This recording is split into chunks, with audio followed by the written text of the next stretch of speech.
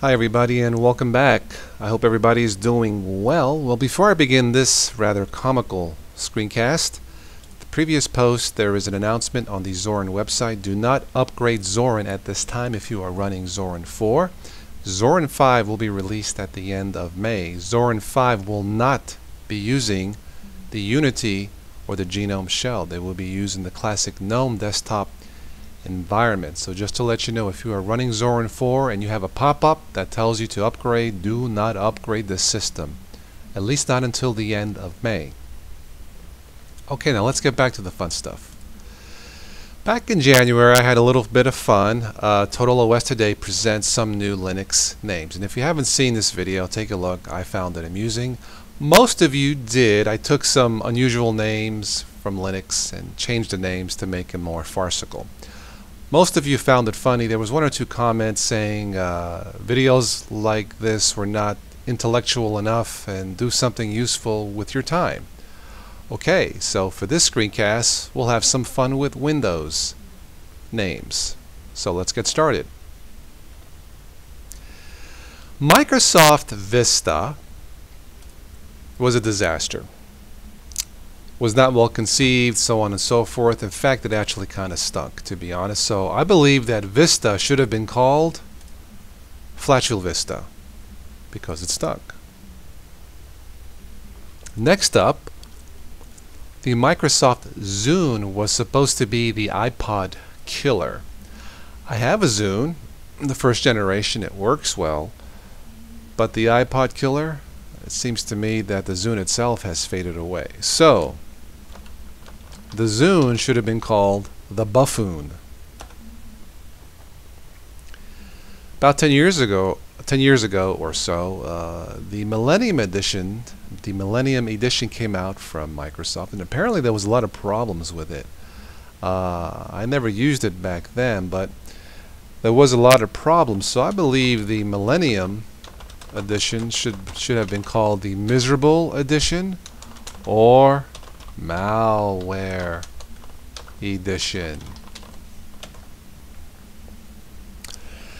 The Xbox 360, the first generations, you remember those, or you heard about it in the news? Not very well conceived, tested, breakdowns, the red rings of death and all that. My machine suffered the red lights of death in the middle of playing Halo with my son. Needless to say, we were not happy, but to Microsoft's credit, they fixed it for free, got the machine back, and it has played flawlessly. However, I did have that problem. So the Xbox should have been called the Crashbox 180. Internet Explorer. IE9 is terrific. If you use Windows and haven't taken a look at it, I think you should take a look at it. I think it's safe. It's probably just as safe as using Firefox or Google Chrome, but let's just say that the early versions of Internet Explorer weren't virus safe, so the early versions of Internet Explorer should have been called Virus Explorer. And if you hear that beep, that's a virus warning now. That's not, just one of my laptops going low on the battery. So, IE, Internet Explorer, should have been called Virus Explorer. Sounds like fun. So that's it. Vista should have been called Flatula Vista because Vista stunk. The Zune should have been called the Buffoon because I think they botched it. And I'll have a video on the Zune sometime here in the future, my top 10 reasons why the Zune failed. The Millennium Edition, for some, I guess should have been called the Miserable Edition or the Malware Edition, although I actually have ME on a laptop from 1999. It still works with just 64 megabytes of RAM.